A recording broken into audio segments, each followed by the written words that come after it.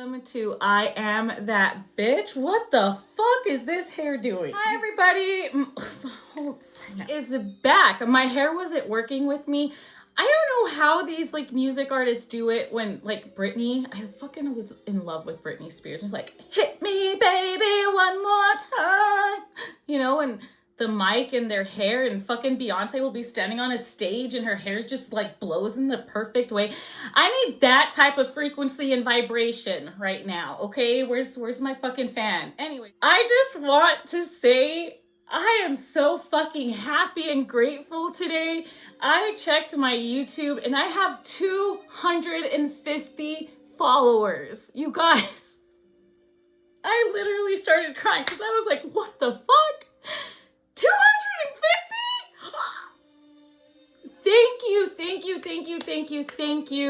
Thank you. I love you. I appreciate you. I see you. And I'm so blessed and fortunate to have people be interested in the shit that I say. So thank you. Really, truly, it means a lot from the bottom of my heart.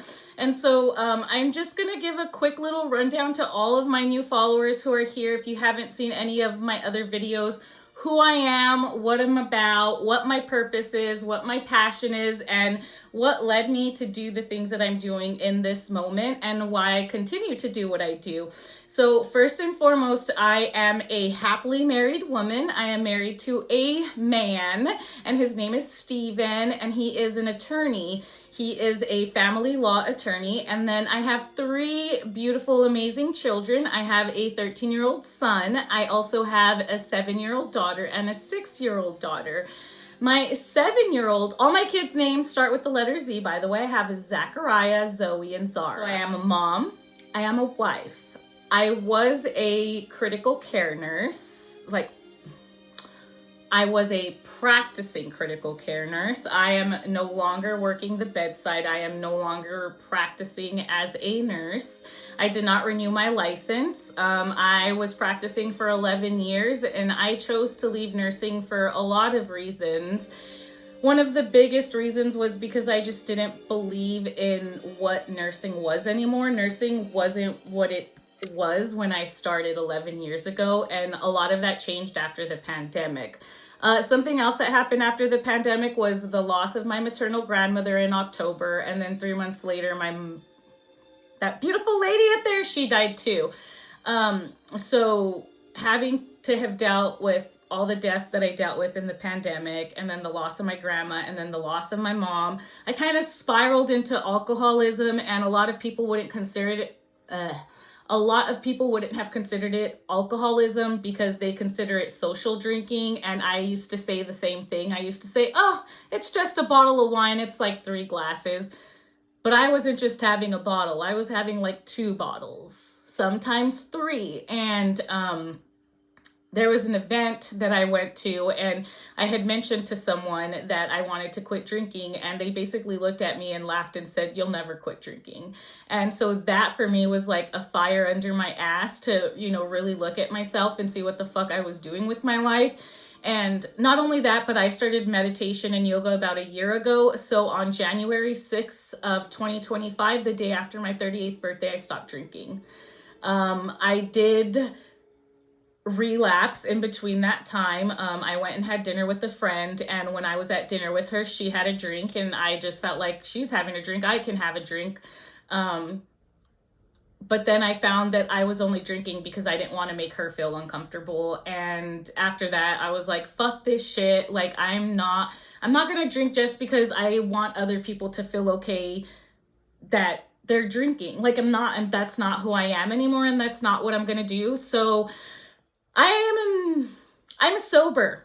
I am sober. I don't crave alcohol. I don't want alcohol. I don't need alcohol in my life. And ever since I stopped drinking, my life has changed drastically. Not only did I stop drinking, but I also weaned myself off of my antidepressants. I've been trying to get off of my medication for probably the last 6 months. And every time I would go to my doctor, they would be like, oh, we'll check in 3 months, or, oh, we'll check in 3 months. Well, let's try this, or let's try that. I was maxed out on all of my medications, and I just was at a point where I was like, I don't want to be medicated anymore. And so I weaned myself off of my medications, and so I am now medication free. I do believe in plant medicine, And I do believe in cannabis. The reason that I really do enjoy cannabis is because it helps me level myself out. I do have ADHD. I do have PTSD. Well, honestly, I don't think I have PTSD anymore. I used to, but I don't think that I have it anymore because all of the things that I used to experience, I don't experience anymore. I don't have night terrors. I don't wake up in the middle of the night. I don't stop breathing. Like I'm almost positive I've cured myself from my PTSD. The depression is gone, but I'm really feeling my emotions now. All of my emotions are there. I didn't used to feel my emotions. I used to just like push everything down. I grew up in a family of 5. So my parents are separated. My mom was single. My mom and my dad have 5 kids together. And then my dad has 2 other children with 2 other women. So there's a total of 7 kids. However, I grew up in poverty. My mom used to work night shift as a waitress. She used to clean houses. She did anything and everything she could for her kids. And for me, seeing that as a child, I felt like I wanted to do more for myself and for my future. And I remember being a kid and saying I was never going to have kids because I never wanted to do what my mom was doing. I wanted to be better than that, you know? And I saw how much she struggled, and it made me sad as a kid because I wanted to see my mom happy, and I didn't see her happy a lot. I saw her in survivor mode. Fun fact, my mom's favorite song was I Will Survive by Gloria Gaynor. Gloria Gaynor. That is who sings the song that my mom was obsessed with. And that song used to come on and that woman would light the fuck up. She would love to dance. She was an amazing woman. But the only time I saw my mom happy is when she was partying or when she was drinking. And I didn't want to be that person for my kids. And I never saw myself with kids. And I didn't decide to have kids until I met my now husband. And he basically changed my world when it came to parenting because I never thought I was going to be a parent. I thought I was going to be like Samantha from Sex and the City, just hoe myself around for the rest of my life. And I was okay with that. I had no problems being a whore. I was happy being a whore. I liked spreading myself around in college. It was fun. But then I met a man. And I fell in love, and we have an amazing family, and we're happy as fuck, and I wouldn't change it for the world. And since I stopped drinking, since I started making changes in my life, I have lost a lot of friends, I have lost family members, and it is all because they're not used to the change. And I understand that change is hard, and I know that they want me to be the person that I used to be, but that's just not who I am anymore. Just like I said in yesterday's episode, you can call it a midlife enlightenment if you want to. You can call it a rebirth. You can call it finding myself again. But for the first time in my fucking life, I am in alignment and I am so fucking happy. I'm not depressed. I'm not angry. I'm not sad. I'm genuinely fucking happy. And I just want more people to know that they have the power within themselves to heal themselves. We all do. And it took something traumatic in my life to happen to realize that I needed to change. Not everybody experiences those traumatic events in their lives, and so they remain stagnant. They do the same thing every single day. Go to work Monday through Friday, pick up the kids from school, and it's the same thing every single day. Literally, I do something different every day now, and sometimes I will just stare out the window into my neighborhood and it's the same thing every day. The same neighbors, the same schedule, everything is the same. And when you live your life in the rat race and you live your life just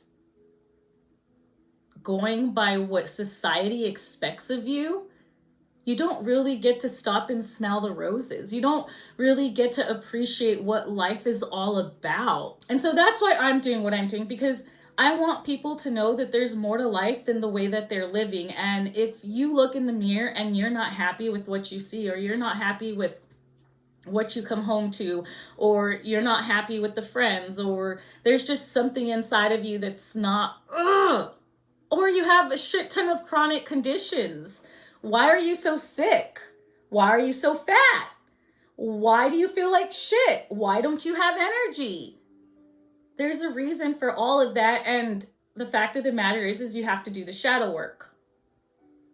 You have to do the shadow work, and you have to figure out why things aren't panning out the way that you want them to, because you have to fix what's in here.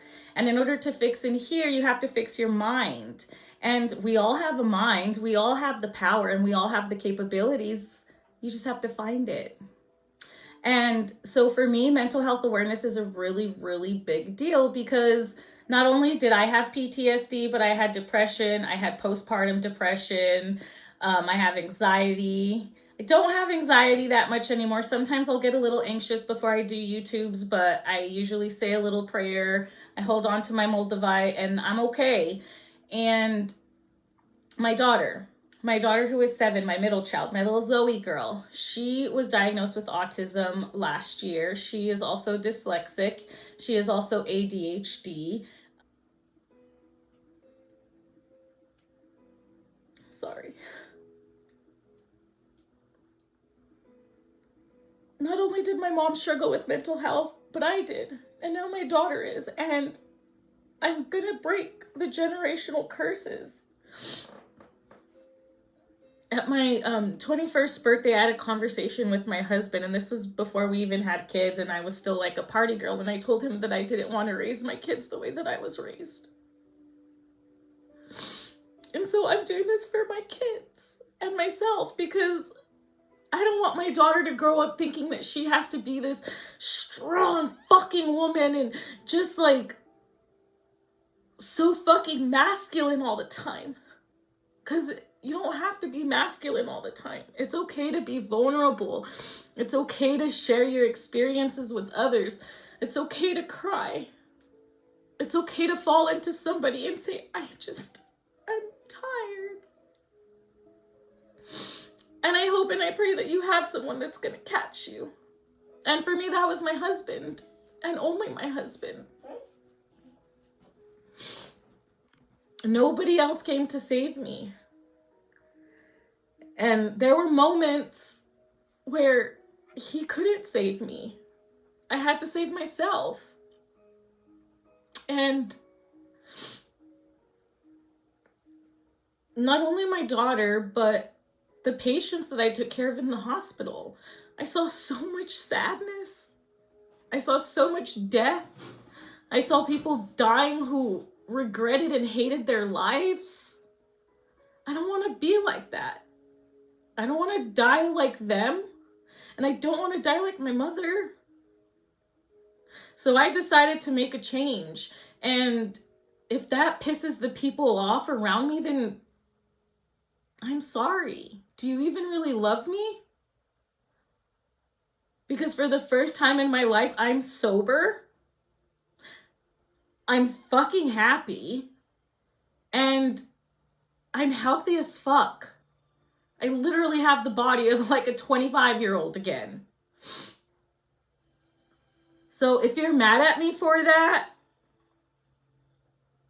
that's on you. That has nothing to do with me.